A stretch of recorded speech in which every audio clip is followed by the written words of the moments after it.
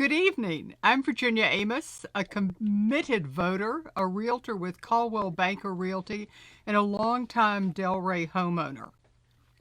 Tonight, it is my great pleasure to begin our 9-part series of one-on-one interviews with all of the candidates for City Council and the mayoral race who are running in the Democratic June primary.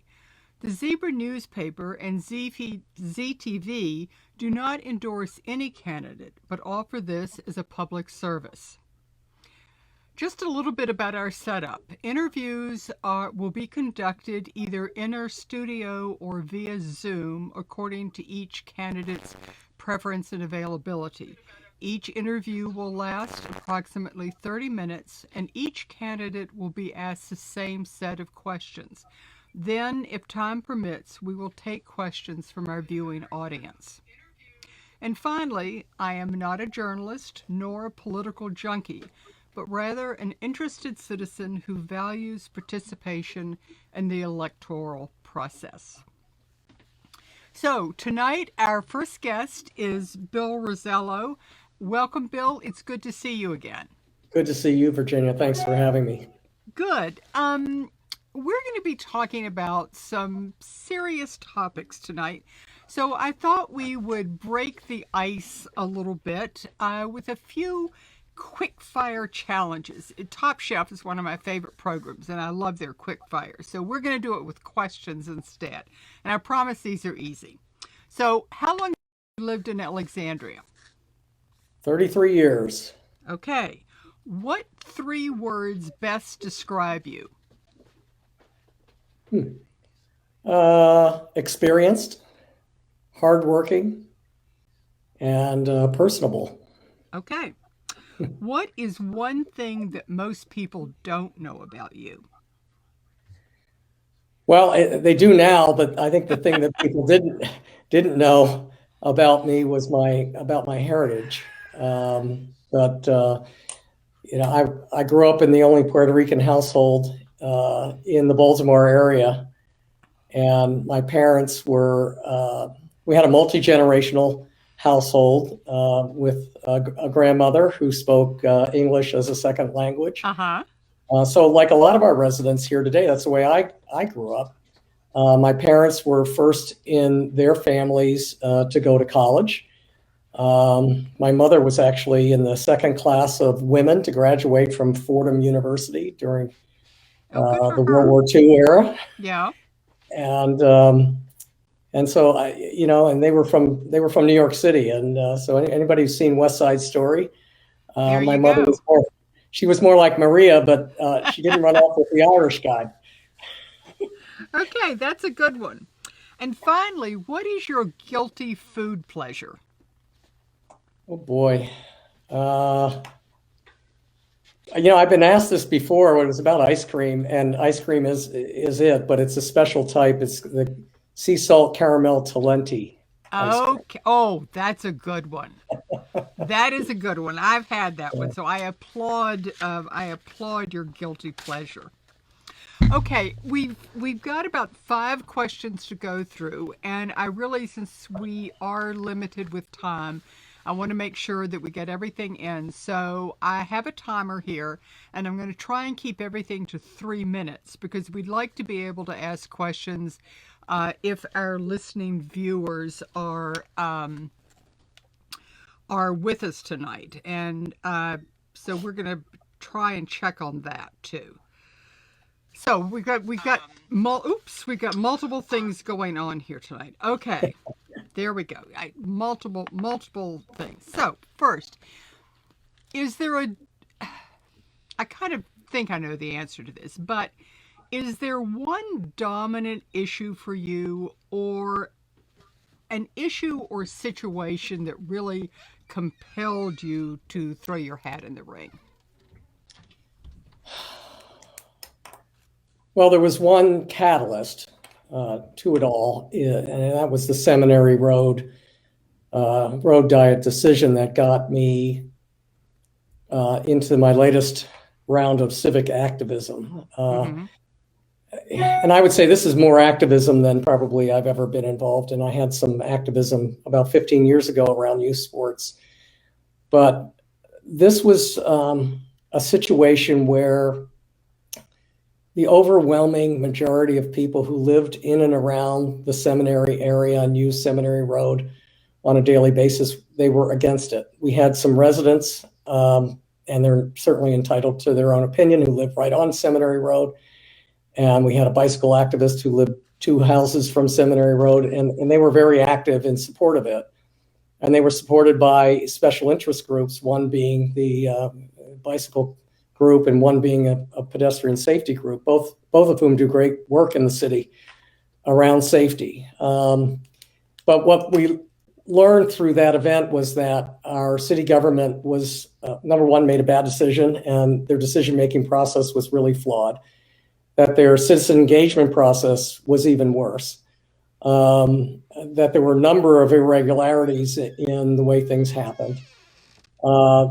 That it was announced 5 months before a fall city council meeting that it was going to be heard at a city council meeting, even though traffic and parking board hadn't even heard it, which is the normal channel of things. And then we were told it was because there were all these safety issues on Seminary, and we, as citizens, did research and proved them wrong, using their own information from their own reports, by the way. And what we have seen from that is exactly what we told them that we would see in before COVID, and even now, starting as things are starting to open up, we're seeing more and more congestion. We're not seeing any more bicyclists. We predicted that, and in fact, we've seen a number of dangerous things that have happened, big accidents, cars being launched off of median strips, big accident the other day at Quaker and Seminary. And literally the first week they put it in, there was a very big accident at that same intersection, all because of the configuration was very poorly designed. Okay. Yeah, I just want to, like 30 seconds. Yeah. So if they had just been that, I wouldn't have run.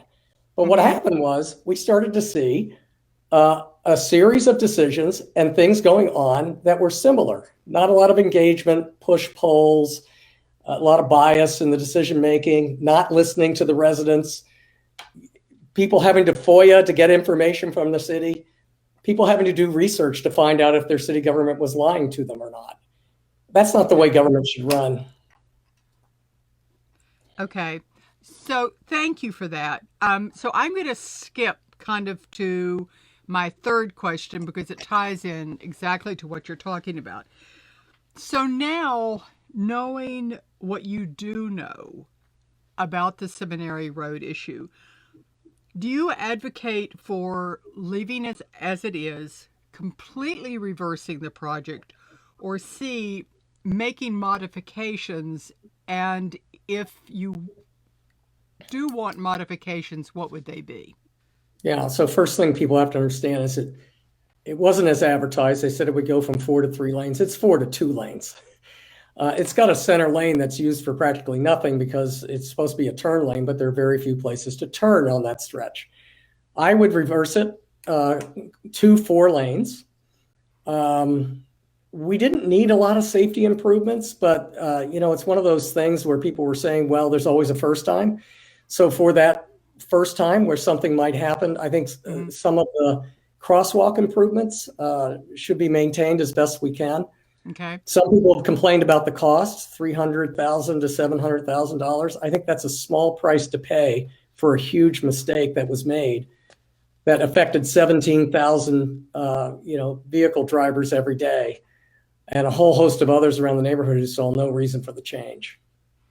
Okay, fair enough. Another hot button issue has certainly been with stormwater. Citizens were plagued both in 2019 and in 2020 with stormwater issues. Some people got hit multiple times.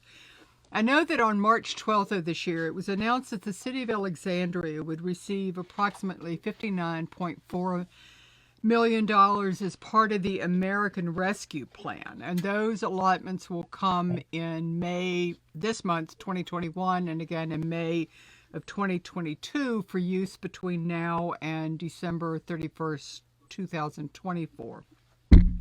And the law notes that in addition to COVID-related emergency responses, local governments can use these funds to make necessary investments in water, sewer, or broadband infrastructure.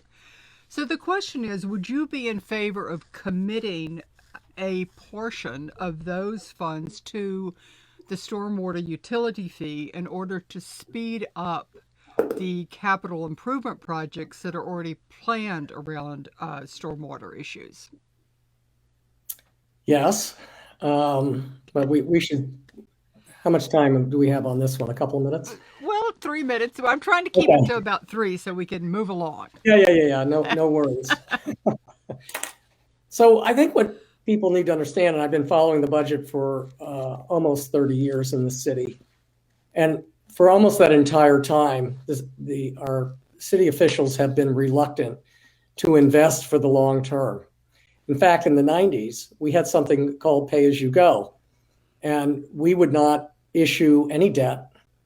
And it was akin to you buying your house for cash. So just imagine if somebody, young person, had to save up all their money to buy a house with cash. Debt plays an important role in municipal finance. I've worked with 20 cities in my consulting work, so I know. We had a AAA bond rating, which gets you the best debt financing, the lowest rates. We didn't use it. And so in 2014, if you go back to Mayor Wilson's council connections, I seem to have them I found out the other day, I have them all the way back to 2013. And I found something he said in 2014 about how we are keeping our debt at a level that's 1/3 of what Arlington's debt ceiling is. And he was proud of that. Well, I'm not so sure he and others, and he had a lot of others, it's not just him, because it was, it's kind of the way things were done around here. They were very proud of the fact that they didn't issue debt. Well, we could have been investing in our stormwater system long before now. The problems were known long before the big rains. In 2016, that's what led to a study being done by a civil engineer that outlined identified where the big problems were. And so we got to go back to that study now and start to actually do the projects. Now, here's the other thing, though, Virginia. We weren't cleaning out the drains. We weren't cleaning out the culverts. There were some pipes that were 20 to 25%, obstructed. So, it's not really a surprise that the water would back up in that way. And there are drains that just need to be replaced. I was in the back of the Sun Trust on Hume Avenue and Mount Vernon the other day, looking at this tiny little drain where all the water coming down from Mount Ida ends up going. Right. And those neighborhoods around there have been flooded. That should have never happened. And it starts with a philosophy around how you do financial management in your city, how you manage debt. Debt should remain kind of level, your debt load. We're about to now go triple our debt load because of all the mismanagement and neglect financially over the years. Interesting. So it's really a much more complicated issue than just devoting money to stormwater rescue. Yeah, well, we definitely should do it.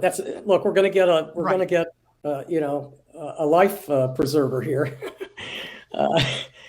Just luck that this is going to happen. And I think a big chunk of that should go right to the stormwater infrastructure. But broadband is another issue that's been around for 20 years. Oh, absolutely. We've never been able to solve it. Everybody complains. They don't have competition in the city. So that's another one I would definitely want to invest in. And then the third one is roads and safety. We shouldn't let a repaving schedule from Transportation and Environmental Services determine when an unsafe intersection is addressed. Just go out to the neighborhoods, ask people in those neighborhoods, where's your most dangerous intersection? They will tell you. They will. And once they tell us, what we should do is devote funds to fixing those intersections, because our biggest problem with safety in the city is pedestrians getting hit by cars for the most part. It's not about bicyclists. It's not about drivers getting hurt. It's pedestrians. We're going to come back to a part of that in just a minute on my last question. The third hot button question really seems to be around co-location housing, specifically any kind of housing on school grounds. Now, I'm not a parent of school-age children. Is this something that I should be concerned about? Is this an issue that is going to ultimately affect me in one form or another? And how do you understand the co-housing issue? And do you support it? Absolutely do not support it. Okay. Under almost any circumstances. It makes absolutely no sense. I was criticized by, one of the other candidates said I was using, when I talked about safety on school grounds, it was a dog whistle, which was, rather insulting and I thought rather out of line and not very collegial. But we learned about this when our local school out where I live, MacArthur, and my old neighborhood, George Mason, these are two schools that are being rebuilt. MacArthur's being destroyed now or taken down so they can build the new one. And this was just kind of came out of nowhere. And then there was a kind of a presentation which had a secret slide in there for George Mason, and it leaked out, and it showed that they had an option for building a 200-unit apartment complex on that very small piece of land, along with a new school. So I lived in that neighborhood for 14 years. My kids went to George Mason Elementary School. I coached soccer in the back of that school. My kids played on the playgrounds there. We know that school really well.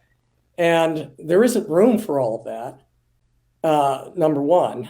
And, the property at a school is for the kids during school. Mm-hmm. It's for the recreation programs after school. And it's for the community to use as passive park or even, right. Unorganized sports. So it's a centerpiece in most neighborhoods. And they wanted to cover more of the ground with housing. I don't care if it's affordable housing or just a new apartment building. And I don't care who lives there. It shouldn't happen. Now, the safety issue is there's a reason why it says drug-free zone around most schools in America.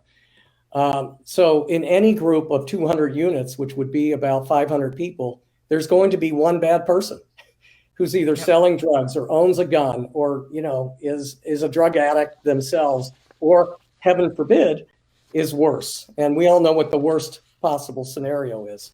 Why put our kids in that situation? And as importantly, why make parents worry about their kids and their safety at school with something like that?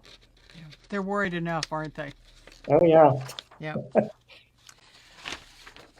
Talking about, you touched on it with the other questions and in terms of talking to citizens and citizen feedback.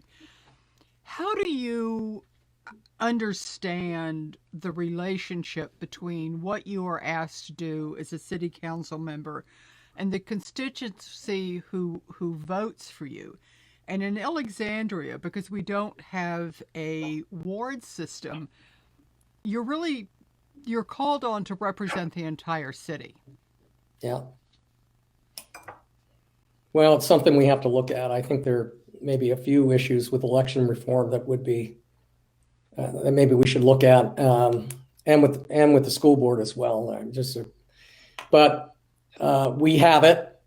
It's ironically the at-large system was in Virginia came into being to try and keep African Americans from being elected, so that there couldn't be an African American ward and they would be represented, or two. And so we're one of the last to have that vestige of a previous era. I don't think it's been a problem for us in that way. Mm-hmm. We have a four-time elected mayor who was African American. We've had a vice mayor. We've had several city council members who are African American. Mm-hmm. We've had our first Latino. Hopefully, I'll be the second Latino. And we've also had our first African immigrant, Sudanese. And so it hasn't hurt us in that way, but I think the way it has hurt us is that the neighborhoods don't feel like they have a voice. And that is particularly true in the West End where I live. You talk to any of the civic association boards out here, they will tell you that we can talk until we're blue in the face and the city council will do what they want, no matter what we say. And I keep saying, this is a city where we're governed by a group of people who keep giving us things we don't ask for and keep taking away things we value. And so as a city council member, I will try to reverse that. And this is a culture, by the way, that goes beyond city council. It's down into some of the departments. It's not all the departments. Some of them are very well run and well led, but we have a few that feel like they're smarter than everybody else and that our voices don't matter. And in the postmodern world, they've got the answers. And my view on the city is the residents have most of the answers. We should listen to them. Well, having been involved for a number of years with the Delray Citizens Association, I am a huge proponent of local civic associations. I think you talk about asking citizens what streets need to be paved. I mean, that's what you get out of your citizens association. They know where the stop signs are needed or the traffic lights or where the potholes are. That's right.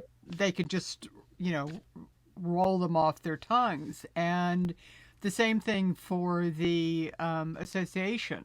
I think that it's so important for civic associations to really make their voices known. It's the place where a lot of people get their first start of civic activism. Well, I'm a member of the board of the Seminary Hill Association, which is about 2,000 homes. And I'm also a delegate to the Alexandria Federation of Civic Associations, and I've been very involved with them. I was their rep on the Mobility Planning Advisory Committee for the city, which is mapping out our transportation vision for the next decade or so. And I have to tell you that the civic associations in that federation are very active. They care deeply about their residents. They're very engaged in talking to their residents. And I think you couldn't be more right. We need to depend more on the civic associations to help us navigate the right solutions all over town. And it's not one size fits all. It's not at all, which is one of the great things about Alexandria. You bet it is. It is. Well, Bill, we've kind of come right up on our 30-minute mark. And so, unfortunately, unless somebody behind the camera can tell me if there are questions from the audience, I can't see a thing on my cell phone. Okay, apparently there are a lot of questions. So let's... Well, a lot of comments. A lot of comments. Okay, so let me see if I can find anything specifically. But, we've had you... I really feel like, we covered a lot the very first time we talked, and you weren't even running then. So, here we go. Let me see here, real fast. Talk about broadband. This is when I'm don't have. Somebody loved your comment about some city employees thinking they were the smartest people in the room. Right. Yep. Okay, so we don't have as many questions as we just have a lot of comments cheering you on. I'm seeing some of them. So with that, we're going to say goodnight. I thank you so much for being here, for in some ways being our guinea pig as we start this series, but you were a good egg about it. And I really wish you luck. I know you've got the best interest of the city at heart, and we'll see how things go. Well, thank you, Virginia. Just a couple closing comments. Number one, Please. Experience matters. I've been around here longer than almost anybody, in terms of adult years, and been working in city, on city activities for almost as long as I've lived here, raised my kids here. So I love this city. I love what it's been over the last 30 years, maybe not before, but over the last 30 years, it's been a great place to live and raise kids. And I think it can continue to be that way. We just have to while we're trying to modernize certain things and develop and redevelop, we also need to think about what we need to preserve. That's really special about our city and about our neighborhoods. So that's what I'm going to be working towards. But I do think it's time for a change. So thanks for having me. Well, thank you. And I didn't say it at the beginning, but I will say thank you for stepping forward. It is often a thankless endeavor. It takes over your life. It involves your family, and it's just I commend anybody who steps forward in public service. I really think it's admirable. So we appreciate it. Yeah, my hat's off to the other 14 who are running Yeah. as well. I mean, we're all in the same boat. You all are in the same boat, and we raise a glass to each of you. Yeah. So All right. well, Thank you, Bill. Good night. It's been a pleasure. Thank you.